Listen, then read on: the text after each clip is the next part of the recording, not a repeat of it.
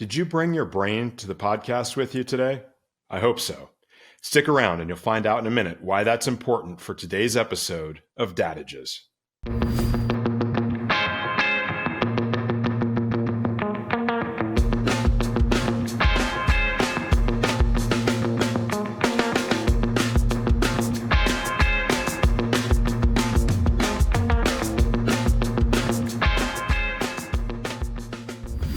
Friends and family, welcome back to Dadages. Today we continue our discussion of the dadage.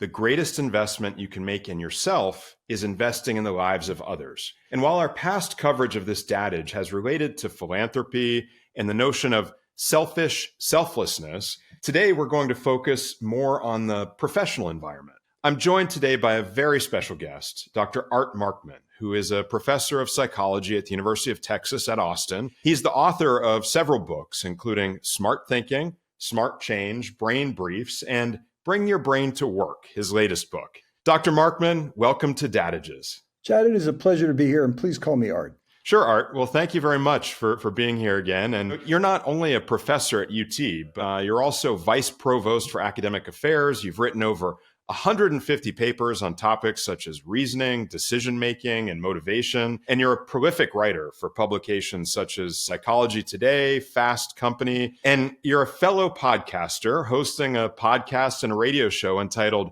Two Guys on Your Head. You obviously keep yourself very busy. I'd like to understand how all these pieces of your life fit together. And I get the sense that there's a common element that runs through all of these pursuits, which is the application of the study of psychology to practical aspects of life and work, and a commitment to sharing that valuable knowledge with others through a variety of platforms, obviously. Am I right about that? That's absolutely right, Chad. For me, what's interesting is college undergraduate, I fell in love with understanding the human mind, decided to go to graduate school in psychology, studied thinking and reasoning, and for a long time wrote a lot of papers that get read by 30 of my closest colleagues. And at some point began to realize that as someone who had spent a lot of time studying people, I also understood a lot about people. And it occurred to me that it's unfortunate that so few of us really get to study much psychology. The modern science curriculum, which got laid down in the early 20th century, didn't include psychology. It was basically biology, chemistry, and physics as the sciences. And psychology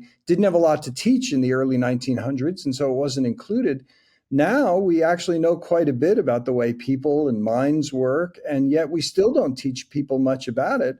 And that's unfortunate because I think we would all live our lives slightly differently if we knew a little bit more psychology. And so around the middle of my career, I decided that it was actually up to me to try to begin to figure out how to transmit more of this information, which led initially to some things like blogging for Psychology Today, and actually ended up on the scientific advisory board of the Dr. Phil show for a while. And then that led to other things, consulting for companies and continuing to write, which I added Fast Company and got invited to work on this podcast and radio show, Two Guys on Your Head. And all of them really are fundamentally about how can we help more people to understand that human condition in ways that might change the way they live their lives. That's a really great story. And I think the most surprising part of the story to me is that Dr. Phil has an advisory board. I don't think that guy listens to anybody. Well, the most tangible outcome of being on the advisory board was that for many of the books I wrote, he was willing to have me on the show. And so I actually did go out to LA and launch 4 of my books on the Dr. Phil show, which was an absolute adventure. He was incredibly generous in that way. And people have talked about the Oprah bump. I don't know much about that, but I can tell you there is a Dr. Phil bump. I'm learning as I go in this new world of communications and publishing. That means a lot because publishing these days is not about how strong is your message, what is the value you have to share. It's how are you going to sell us books? If you have a platform like that, it's great to be able to get your message out. And I commend you for having the wisdom to recognize that even though you were involved previously in very high level, important academic study, the audience you were reaching, you probably weren't impacting as many lives as you could and probably weren't making the level of difference that you could in the world. I'm really glad that we've found you, and I'm glad that you've found a platform to be able to reach out more broadly to people around you. I think that really means a lot. I think it's incredibly important. I always encourage my fellow scientists to do the same thing in their fields. And, a lot of us, who teach in university environments, we get to influence our students. But even if you teach a bunch of large classes, you influence students in the hundreds. And by being able to write for various platforms and have the radio show, the audience just gets bigger. And I think there's a lot of important content out there that, from the sciences that people need to know, and that provides an antidote to other information that gets out into the public sphere that doesn't really have any evidence base behind it. Well, and I think you made a really good point earlier. And again, I'm really glad that your knowledge is finding a general audience because, as you said, psychology has really gotten pushed aside and not made a fundamental part of education. I was pre-med at Stanford. I've had a lot of natural sciences, chemistry, physics, biology, and I can tell you I've used that much of it in the rest of my life. I took one psychology class, and I know I've used what I learned in that one class more than any of my other science classes combined. Well, it's so funny. I was also lucky here at UT to help create a program called the Human Dimensions of Organizations, where we actually use the liberal arts broadly, so including the humanities and other social sciences, as well as psychology, to try to teach people in every organization about people. The funny thing is, if you're in business school, they often call all these things the soft sciences, right? And the soft skills. And oddly enough, they're the hard skills. The thing that separates the successful people from the unsuccessful in almost every walk of life is the ability to deal with people effectively and to resolve conflicts and to recover from mistakes. And yet we don't take advantage of the wealth of knowledge that there is about people, particularly in fields like psychology, that would really give people more insight both into themselves and into everybody else. Well, I can tell you're preaching to the choir over here because as a member of the Humanities and Sciences Council at Stanford, this is what we spend our whole time focused on. And we had a Dadages series that was focused on the most important thing to learn is learning itself, that was totally dedicated to understanding the value of liberal arts education. So again, I commend you for the work that you're doing, and I agree 100% with your perspective on the importance of that type of learning. And with that background context, let's go ahead and dive into your latest book, Bringing Your Brain to Work. This book is really a handbook of sorts for navigating a successful career, getting a job, excelling at work, and then ultimately finding your next position whenever that time may come. And it comes more and more often, obviously, these days as career paths change. And you employ the tools of cognitive science to provide this guidance. Can you walk the Dadages friends and family through an overview of the book, perhaps, and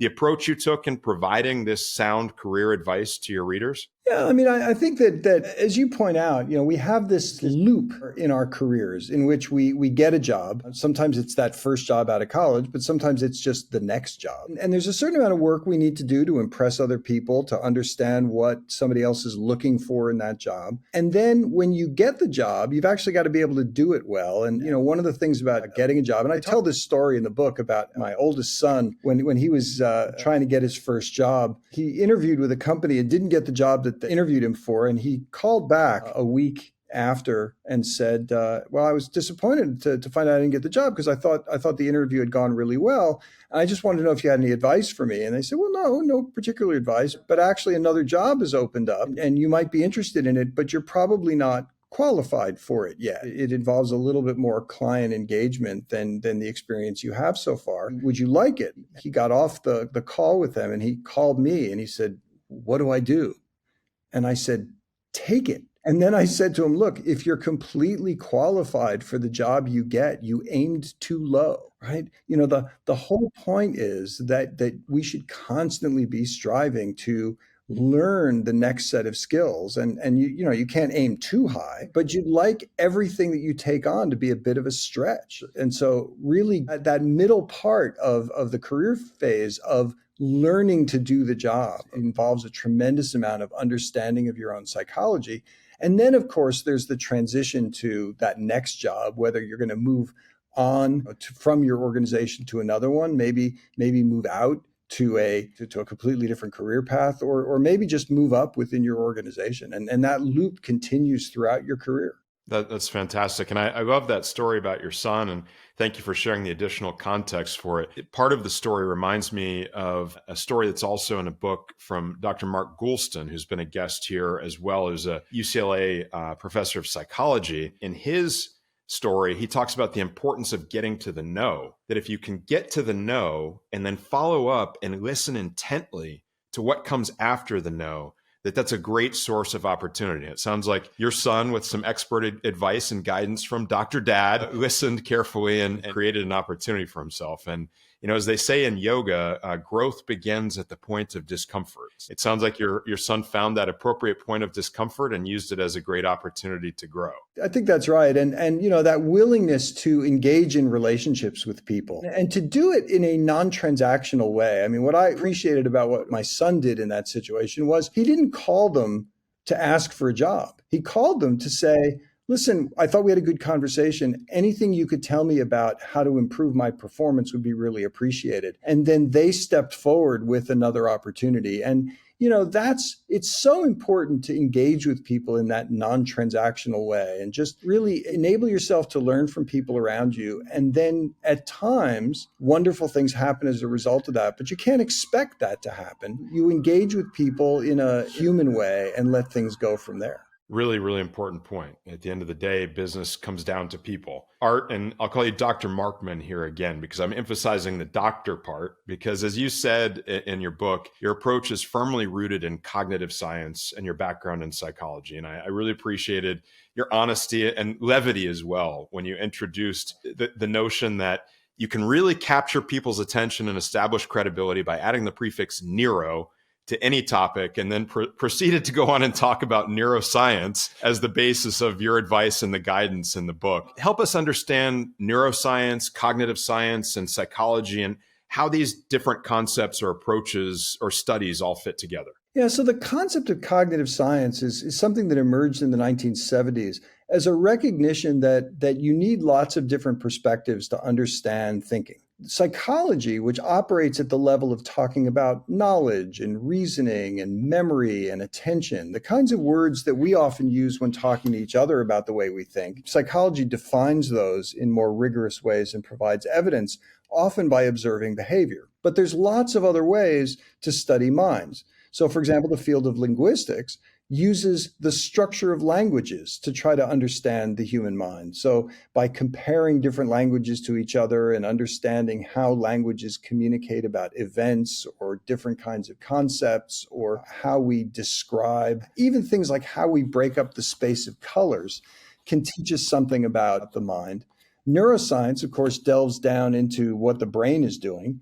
Sometimes at the level of individual cells, sometimes at a more systems level. So if people who've seen pictures of MRI images, the functional magnetic resonance imaging measures blood flow in the brain and takes advantage of the fact that more blood goes to regions that are more active, because the brain is a very energy hungry organ. And so you can track where blood is flowing and use that to get a feel for which areas of the brain are most likely to be engaged in particular tasks and which circuits tend to be active together. And so that's another area that plays a role. But of course, there's also other fields like anthropology that play a role, because one of the fascinating things about all of us is we grow up in a culture of a particular kind, and that culture influences all sorts of things about us, including the way we think. And then we just assume that's the way people think, as opposed to that's the way people from this culture at this time think. There's a wonderful concept in psychology these days that talks about the fact that a lot of psychology research is done on what they call weird populations, where weird stands for Western educated, industrialized, rich, and democratic. I thought you were just talking about what's going on in Austin right now. Keep well, Austin that's right. weird. Keep Austin weird. That's right. But a lot of our studies were done on a very homogeneous kind of population compared to the kinds of people who've existed over human history. And the further you venture away from Western educated, industrialized, rich and democratic folks, the more you find that there can be very different approaches to how people think about things that give us insight into which aspects of the way people think are obligatory versus which of them are just a result of the circumstance in which most of us find ourselves growing up in. Very interesting. Kind of a nature nurture type of argument about the development of the way people think and the way that the brain works. Quite an interesting perspective and quite an ironic use of the term weird. Because it obviously means exactly the opposite, completely normal, vanilla. One of the neuroscience perspectives that you share in Bring Your Brain to Work is the difference between the three brain systems that you refer to, the cognitive, the motivational, and the social. And then you introduce a fourth bonus brain, the jazz brain. Tell us about these different brain systems and the role each. Please don't leave out how your own personal experience as a sax player in a ska band helped you understand the jazz brain.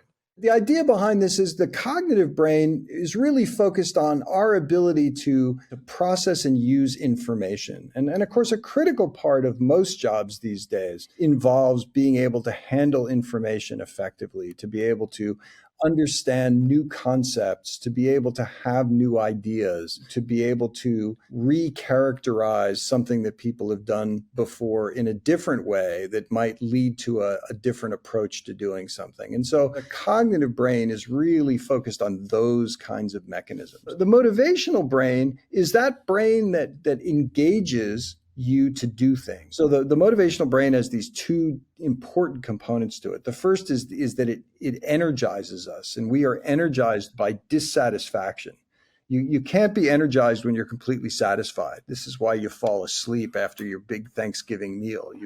You've had a big meal, you're surrounded by friends and family, and there's football. So, it's time to go to sleep. But when you're dissatisfied, that's when you're energized.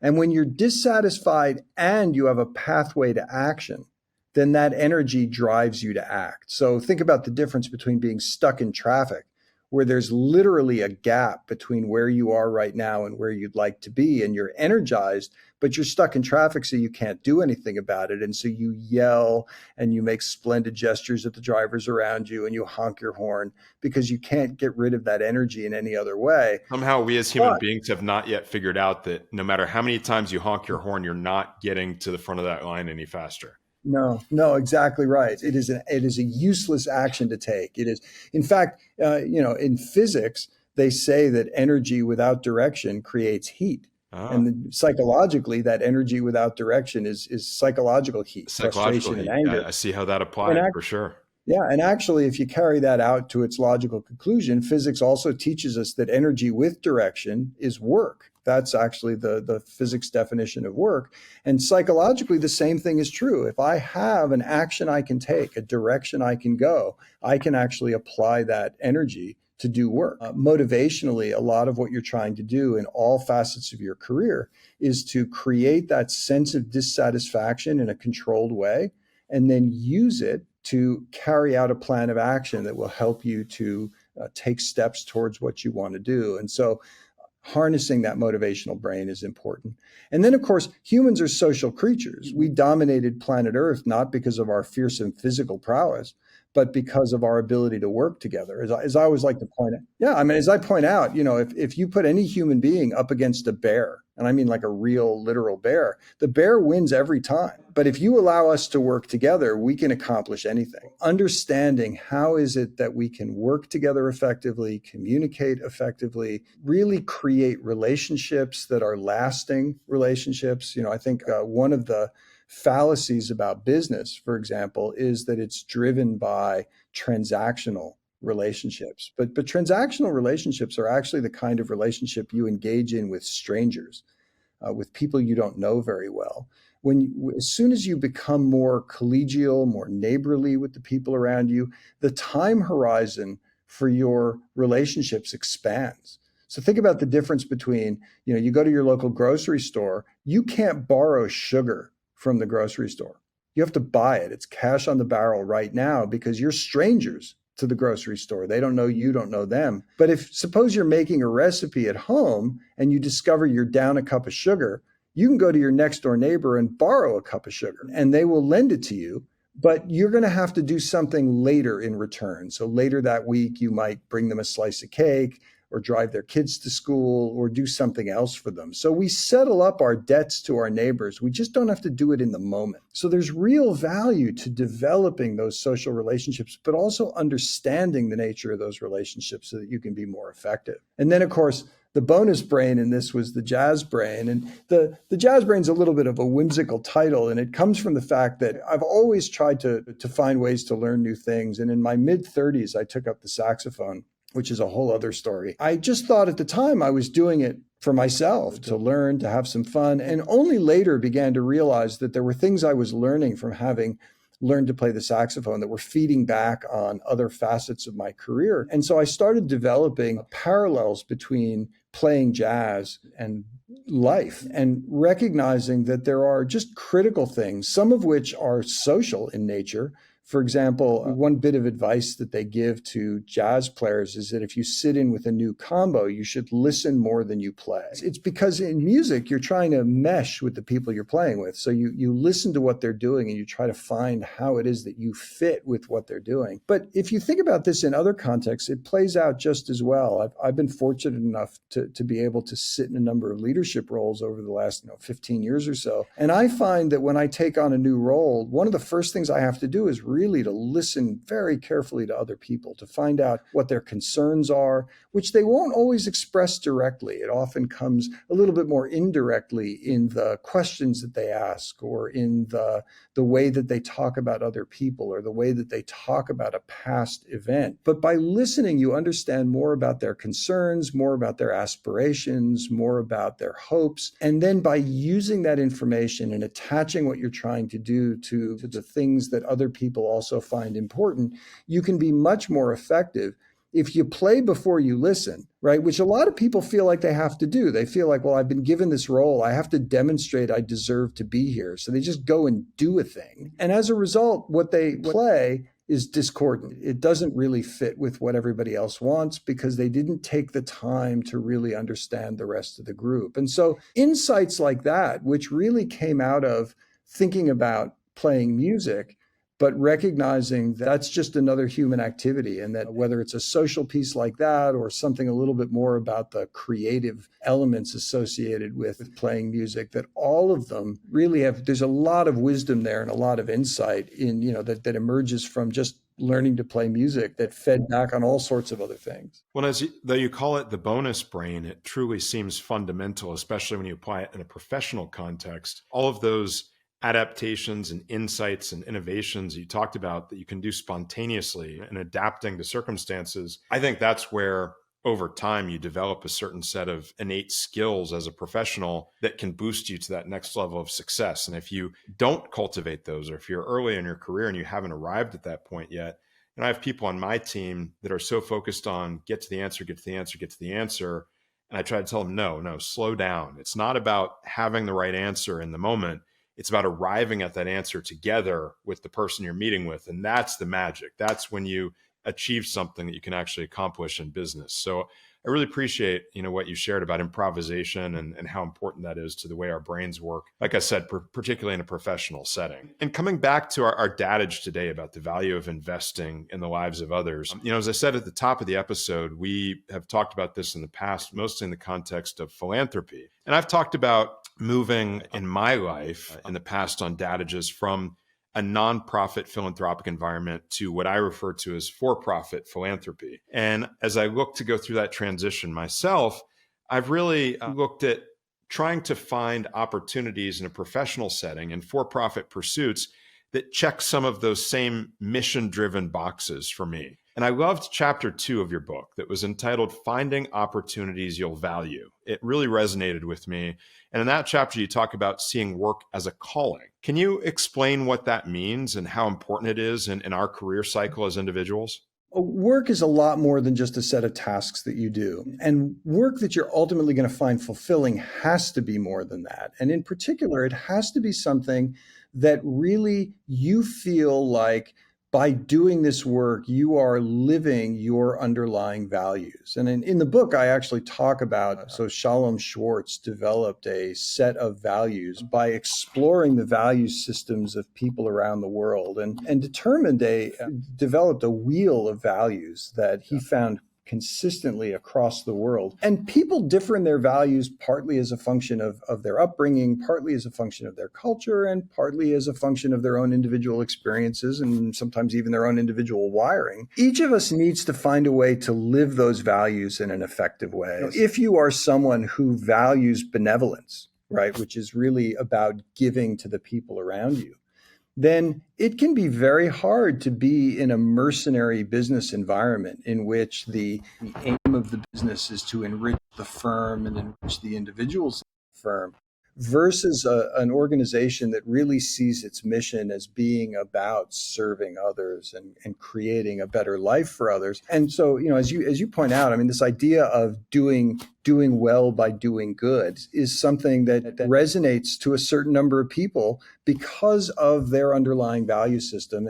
And a lot of times when you find yourself deeply dissatisfied with work, it is because you're doing work that doesn't have that element of a calling, that doesn't have that element of you really living out some key value that's bigger than yourself in that work. One of the things that's really important to note is that your values will shift over the course of your life. What you value at 25 may not be what you value at 45 or at 65. And so one of the reasons you see people shifting careers at different points in their lives is because sometimes they wake up one day and realize, you know what, the work I'm doing no longer fits my values. Maybe it did at one point, but my values have shifted and I'm going to similarly shift in the work that I'm doing. Yeah. And, one of the other things you talk about that kind of piggybacks off of that is mindset. You highlight how if somebody has the proper mindset, they can look at their job or their entire career really and attach meaning to it. Can you give examples of this in practice and explain why it's important to be able to do that? And then perhaps you can explain how someone would know if they need to actually change jobs at a point in their life or if they just need to change their mindset about the job that they have. Yeah, I think the first thing to say about this, I think, Chad, you're bringing up a really important point. A lot of times you think, oh, the meaning has to come from the particular tasks that I'm doing. And it really isn't about the particular task. You can have somebody who is cleaning up an environment. We have I'm privileged enough to be at the University of Texas at Austin, a great university. I interact with staff here at the university all the time. And some of those staff are academic staff who are really fundamentally pushing forward our teaching mission in a very direct way. I also engage with a lot of folks who are working on our facilities, who are really making sure that we have a beautiful environment. The day-to-day tasks that they're doing may not always themselves be deeply enthralling, but many of them still experience a tremendous pride at being part of the educational mission of a flagship university in a state like Texas. The idea is that if you attach yourself to the mission of the organization that you belong to, that you believe in that you see the ways in which the work that you do contributes to the ability of that organization to achieve that mission, then you may be able to really see that work as a calling. So I think a lot of this is not about, are the specific tasks I do day to day the thing that creates that value, but does the organization I work for create value that I believe in? You can shift mindset if you can look at your organization and say, you know what, I love this place. I love what it does, and I'm a part of it. And I think where the mindset shift isn't going to help is when you look around at the organization and you think, you know what, I simply do not believe what we do. I don't believe in it. I really feel like my efforts would be better served working in an environment that served people in a different way. Yeah. And let's kind of personalize that a little bit now, because you've talked about these really important concepts, mindset, values. Maybe you could help us, Dadages, friends and family, understand how your values have guided you on your own career path. And where do you think those values were formed along the way? Did they come from your parents, from your upbringing? Were there key mentors along the way that helped shape your perspectives and bring you to where you are right now? Yeah, no, thanks for giving me the chance to talk about this. I mean, I've been very fortunate in many ways. I mean, actually fortunate from the beginning. I grew up with wonderful parents who cared a lot about education, prepared me for education early on. My mom was a school teacher who took some time off in between me, her first kid, and my brother 4.5 years later, who was her second child. Spent a lot of time. She taught me to read when I was, 3.5. She needed to teach somebody something. And both my parents had master's degrees. So I grew up in an environment that really prized education. And I think, that stuck with me in a lot of ways. I went to college, I took a bunch of different classes and discovered that I just found minds really fascinating and ended up in this cognitive science major and ultimately actually went to school in psychology because I was actually fascinated by artificial intelligence. But computers in the 80s, when I was in school, were, as I like to say, they were slow and stupid. I decided I'd make more progress from a career standpoint if I went into psychology and studied intelligent humans rather than trying to make machines intelligent. I think if I were in the same position with the same set of interests, but in college right now, I probably would go in the other direction and have done more computational stuff. But, things worked out just fine, so I can't complain. But what's fascinating is early in my life, and early in my career, I think I was interested in, I had a real value for discovery, for trying to learn new things. And I think I valued achievement. I wanted to be seen as someone who was successful. I did what a lot of college faculty do. I wrote a lot of papers. I did a lot of research. I got my grants. What was interesting was the values shift along the way that changed my career path. I was fortunate, to have a lot of scientific mentors, but I found over time that I wanted more people to know the things that I knew. And so it really was that shift around the middle of my career that led me to do more of this blogging and more of this outward facing communication and more engagement with other people, which in many ways I think reflects other aspects of my upbringing. My father's an accountant. As an accountant, I don't think he loved accounting per se. I think what he loved was engaging with other business people and helping them. And yeah. Yeah, he did a lot of mentoring as an accountant. Yeah. He would talk to people about how to run an effective business. And that was the stuff when you talk to him about work, when his eyes were shining about the work he was doing, it was because he was talking about that kind of stuff. And I think that stuck with me. And so that opportunity to really teach more broadly than just the students who were taking my classes and to really get out there and try to help people to live their lives a little bit more effectively using some of the things I know, that became much more of a passion of mine and ultimately drove me in a very different direction for my career, because I think up until about 10 or 15 years ago, most of my work was a traditional faculty member's work. I taught my classes, I wrote my papers, I did my research, I engaged with my graduate students, and slowly began to do more and more administrative work at the university. So to where now, as you pointed out, I'm now our vice provost for academic affairs. And what administrators at universities do is really try to create an environment, an atmosphere in which good learning, good education, good research can take place. And so, I feel like I have this tremendous opportunity in front of me now to be able to influence how all of our students get their education, how all of our faculty teach, to try to make good teaching easy teaching. Well, and God bless you in that pursuit, because as we've seen on Capitol Hill in the last 2 weeks, it's getting harder and harder to maintain an independent learning environment that nurtures free thought and free discourse. It's a very, very difficult time in higher education right now. So it's a tough time. We as a nation don't value nuance. It's in an era in which people want to say things in 288 characters. It turns out that there are things in this world that are more complicated than that. Yeah.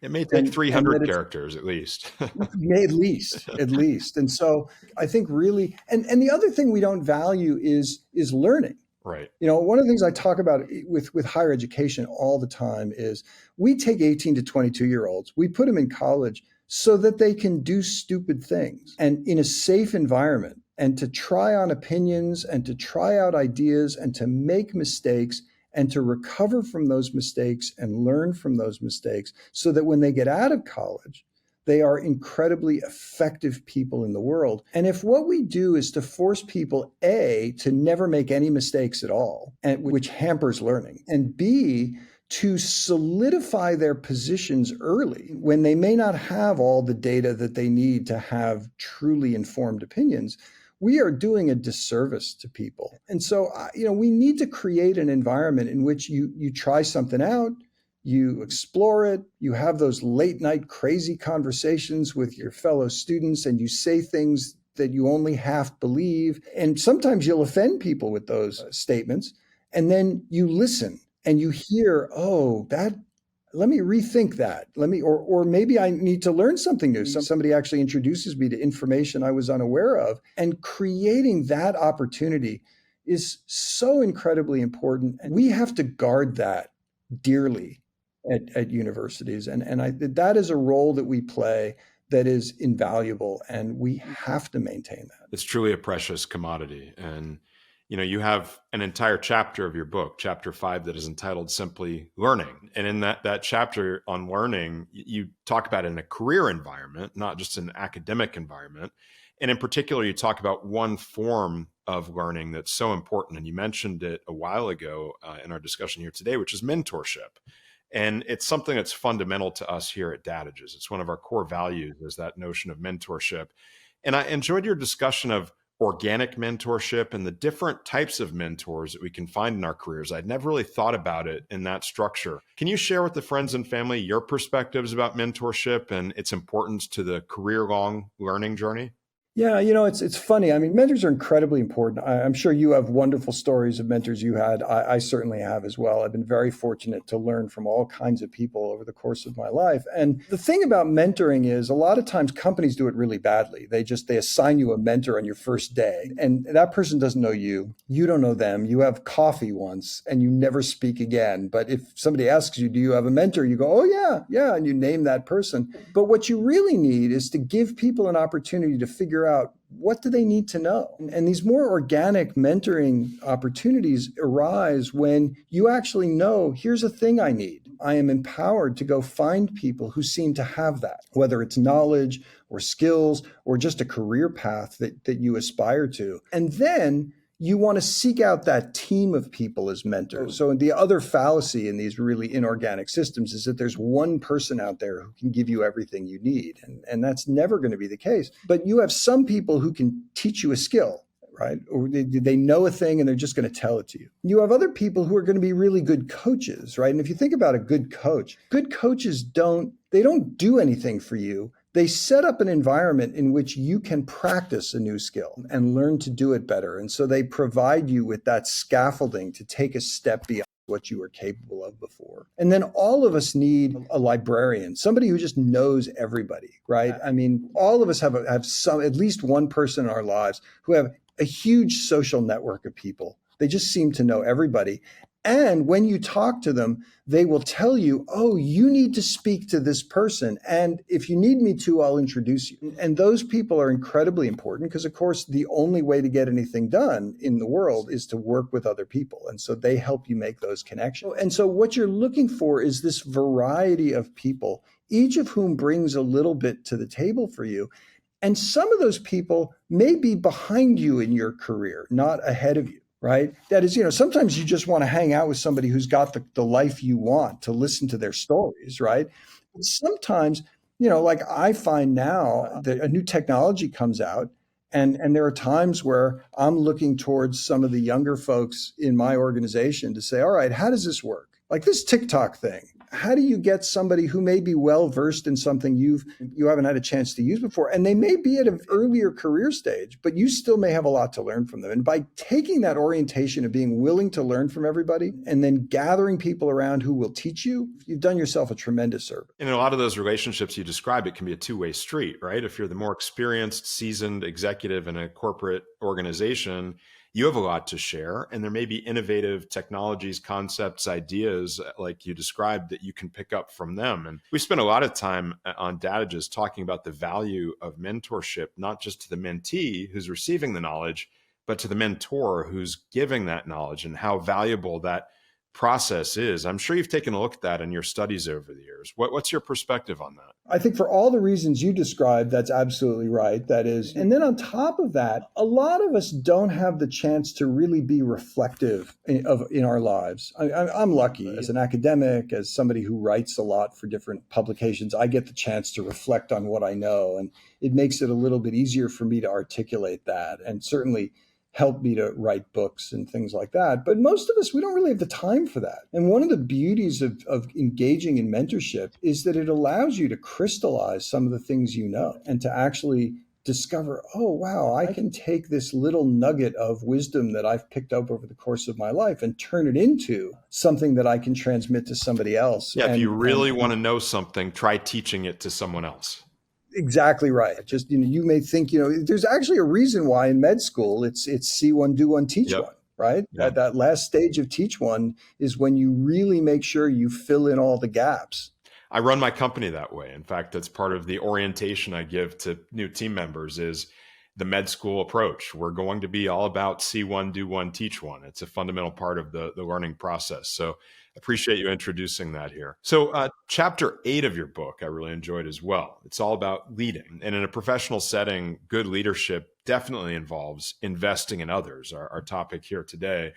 And I love this one piece of advice that you give about good leadership. You wrote, people are motivated by what you say, what you do, and what you reward, and in reverse order of priority. Can you talk about investing in others in a professional setting and how much that means to a business and what this quote means? Look, any organization is not, great leaders don't make an organization great. Great leaders help the people in the organization make the organization great. And in order to do that, you have to live authentically as a leader.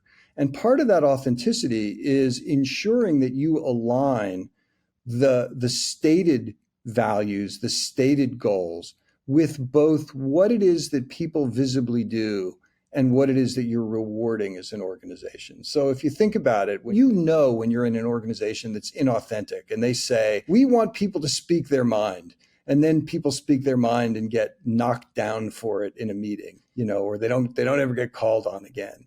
Or an organization says, yes, we want people to fail. And then some manager has a project that doesn't go well and you never hear from that person again. When you're not rewarding the behavior that you want people to engage in, then you shouldn't be surprised that nobody does it, because people are exquisitely sensitive to that reward structure.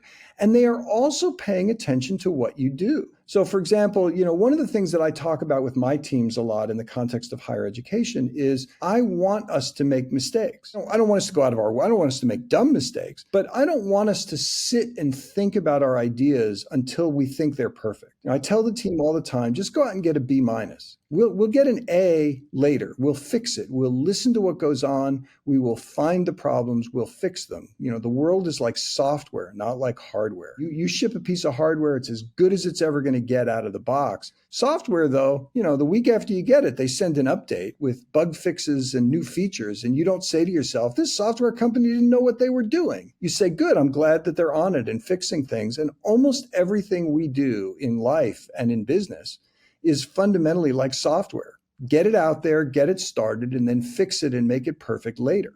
In part because you're going to get feedback from the world that you didn't entertain. And the reason I'm talking about this is because this is particularly important for higher education institutions to do. Because we tell our students all the time, we want you to make mistakes and we want you to learn from those mistakes. If we don't ever demonstrate that happening, how are they possibly going to believe it? We have to actually get out there, try a thing, have it work well but not perfectly, and then perfect it and show everybody that that's the process we're going through so that students come to believe, oh, I get it. I get it. You can try something, have it go well but not perfectly, and then fix it, and that's okay. It's a really interesting point. It definitely brings teaching into a new light, because I think very often people think teaching is a one-way street. We're going to sit in an auditorium and we're going to listen to somebody who's gotten everything figured out, and they're going to tell us what they've learned along the way so that we can have it all figured out. But it sounds like you're discussing a far more engaging, evolved process of working together with students or with people that are learning in a professional setting equally, and helping to bring them along by showing them the process of trial, error, iteration. That's right. That's right. Because that's the only way to succeed in anything. I think, to get back to what we were talking about earlier, I think part of the difficulty with the lack of nuance is people are afraid to do anything imperfect. And I think we have to normalize imperfection and normalize learning from those imperfections and getting it better the next time. People are so afraid to do anything wrong, and they're so eager for everyone to tell them that they're right. We all have to realize that none of us are exactly right all the time. And by working together, we can arrive at the best possible answer, even though none of us is ever going to be right all the time. I really appreciate from your story, Art, that really a practice what you preach kind of guy. It's clear that you've dedicated your entire life to mentorship. You're an educator. You're a parent. You've shared with me that you had a blended family. You've raised adult children now. Have them out in the world pursuing their own dreams and desires. When you're taking everything you've learned in a professional setting and an academic setting, talk to me about how that comes across as dad. How does dad share these messages with your kids to get them to where they are? For me, one of the things has always been, particularly as my kids got older to the point where they were finishing high school, getting, moving on, I sat down with each of them and I said, look, I want you to live your life. I get to live my life and I'm enjoying that, but I don't want you to live my life. I want you to live your life. And I'm here. I'm here to give advice. I'm here to make suggestions. But if you're living your life, you can't disappoint me. I think it was really important for me to be explicit about that, because I think often we inadvertently, in the process of transmitting some of our values to our kids, we close off the line of communication in which our kids have formed their own ideas about what they want and what they value and what success will look like for them. And so I felt like it was really important to say, look, you may not value what I value. You may not want what I want, and that's okay. I'm here to help you get what you want, but don't feel like you have to get what I want in order for me to value what you're doing. And that was, to me, it's just one of the things that as my kids transitioned from being kids to being adults, and, it's a long transition, as we were talking about before we got onto the podcast today. These days, that transition is long, but still, I never wanted my kids to feel like they couldn't come to talk to me about something they were dealing with because what they wanted was something very different from what I wanted. It's really a wise perspective. And I think that oftentimes we as parents consciously guilty of trying to impose our own framework on our children, or maybe we're doing it completely unconsciously and we don't even realize it. But by taking that moment in time and stepping out and saying directly, whether you've perceived this, whether I've done something, whether I've said something to lead you to believe that you need to walk in my footsteps, no, go your own path, live your own life. I think that's brilliant advice. And I think that it's something that I'm going to embrace and think about.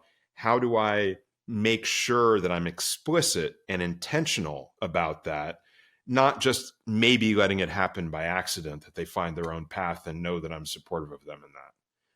So I really appreciate that perspective. This has been a phenomenal conversation across the gambit and very informational. It's meant a lot to me, and I know it means a lot to the rest of the Dadages friends and family as well. I'm sure that they would love to connect with you outside of this podcast. Obviously, you've written several books. You have your own podcast. Help the Dadages friends and family know where they can find you. Yeah, thanks, Chad. And I just want to say up front, this has been an absolute blast. I'm so glad that we got connected up so that we had a chance to have this conversation. I really appreciate your depth of thought in this. You've got a wonderful show, and I can see why people really gravitate to what you're providing. And for the folks who are listening today, and thanks for hanging on this long, I appreciate it. The easiest thing to do is to find me on social media. LinkedIn is probably my favorite platform these days because it seems to be the one that's purest in just people being willing to share information in a non-judgmental way. Although I do have a presence on Threads and X, is it now? And I've got a Facebook author page. And so, I get the information out wherever I can, but I'm probably most active on LinkedIn. And Two Guys on Your Head is found wherever your podcasts are found. And certainly if people are willing, if you want to check out some of the books, I'd certainly appreciate it. But I also write a weekly for Fast Company and write pretty regularly for Psychology Today. So, I try to give as much of this away as I can. Lots of places for the whole Dadages friends and family to get their daily supply of Dr. Art Markman. Well, Art, this has just been fantastic. Again, thank you very much for being so generous with your time today. And as you know, here on Dadages, one of the other things that we really embrace is humor. Dad may know everything, but Dad doesn't know anything. And so we try to embrace the idea of the bad dad joke and give each one of our guests the opportunity to share with the friends and family their very worst in the line of dadly humor. Do you have something to share with the friends and family today? Yeah, I think I just live bad dad jokes.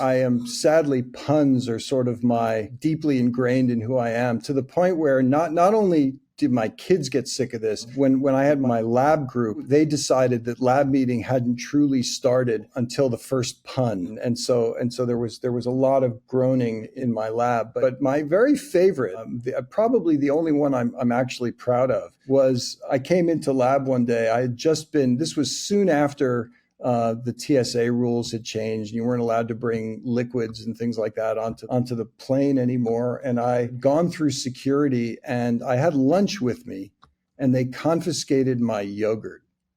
And I was really bummed about this. And I told this whole story to the lab. And then I stopped and I went, I guess they're biased against my culture.